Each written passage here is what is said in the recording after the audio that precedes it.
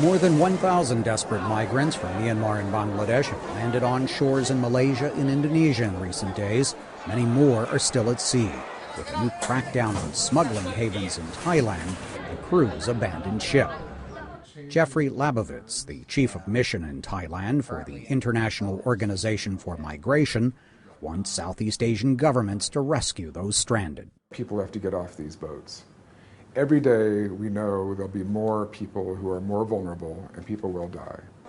In Indonesia, some migrants came ashore, but the country's navies said a boat carrying 500 others was refused. Authorities said they refueled the vessel and sent it on its way.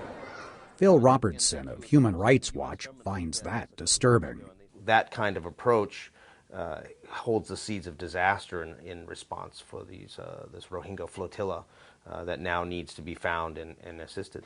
It's estimated that about half of those stranded at sea right now are Muslim Rohingya, victims of sectarian violence and discrimination in Myanmar, and deemed illegal migrants most elsewhere if they're fortunate enough to survive their perilous journeys.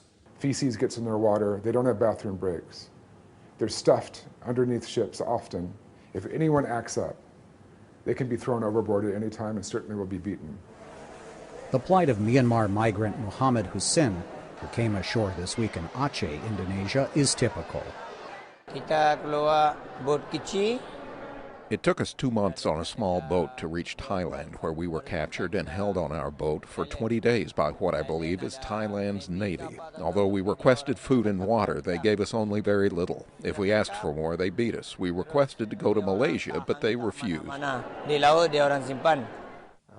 Rohingya have very few friends, except those who are willing to exploit them and extort them. And unfortunately, more and more stories come out about the collusion of officials with the traffickers who have been abusing these people. It raises some fundamental questions about the larger commitment of many of these governments to anti-trafficking.